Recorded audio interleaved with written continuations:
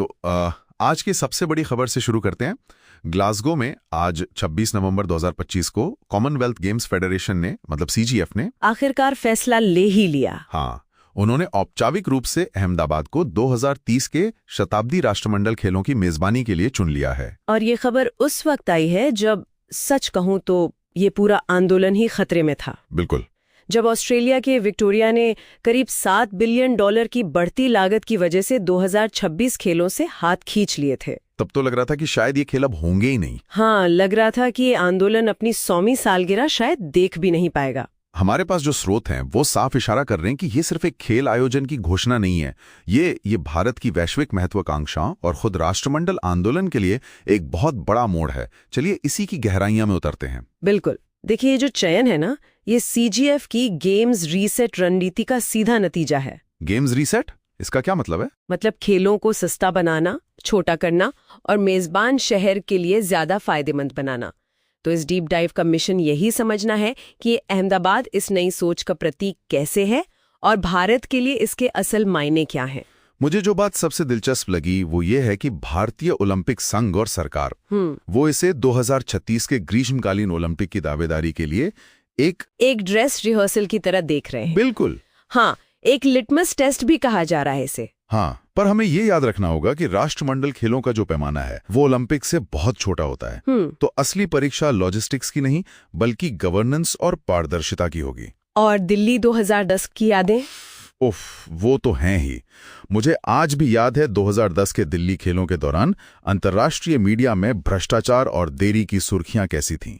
अहमदाबाद 2030 को सबसे पहले उसी छवि को मिटाना होगा। और शायद इसीलिए दिल्ली 2010 और अहमदाबाद 2030 के मॉडल में जमीन आसमान का फर्क है। बहुत बड़ा फर्क। दिल्ली का मॉडल पूरे शहर में फैला हुआ था, जबकि अहमदाबाद वो एक इंटीग्रेटेड स्पोर्ट्स एनक्लेव मॉडल पर ध्यान दे रहा है। हाँ, मोटेरा का सरदार वल्लभ भाई पटेल स्पोर्ट्स एनक्लेव।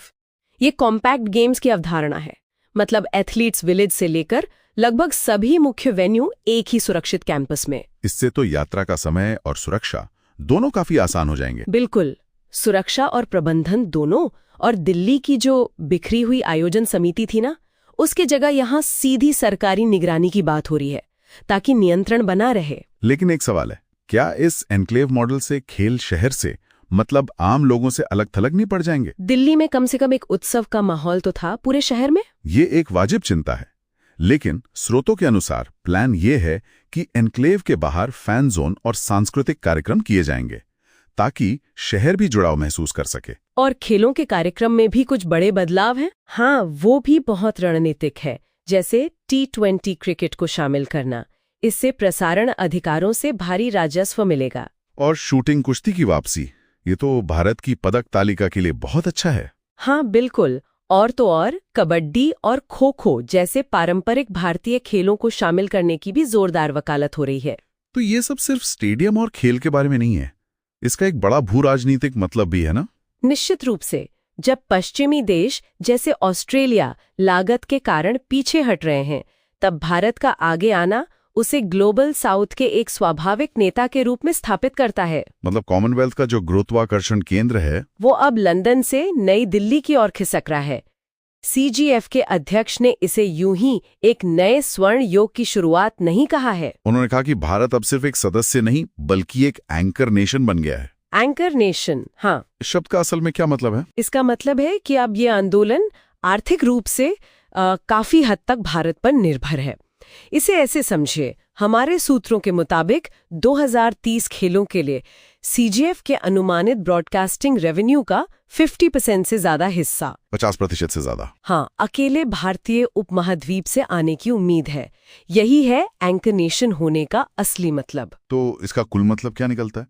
अहमदाबाद 2030 राष्ट्रमंडल आंदोलन के लिए एक जीवन रेखा है और भारत के लिए 2036 ओलंपिक की अपनी दावेदारी को पुख्ता करने का एक सुनहरा मौका। लेकिन सफलता इस बात पर टिकी है कि भारत दिल्ली 2010 की गलतियों से कितना सीखता है, खासकर पारदर्शिता और परियोजना प्रबंधन के मामले में। और एक सफेद हाथी का जोखिम भी है, मतलब खेलों के बाद इन विशाल स्टेडियमों का क्या होगा। तो और श्रोताओं के लिए एक विचार छोड़ते हैं, ये आयोजन सिर्फ खेल के मैदान पर नहीं बल्कि वैश्विक मंच पर भारत की क्षमता, उसकी पारदर्शिता और उसके कूटनीतिक कौशल की परीक्षा है। सवाल यह है, क्या ये एक त्रुटिहीन प्रदर्शन होगा जो भविष्य के दरवाजे खोलेगा, या अतीत की परछाइयां फिर से उभरेंगी?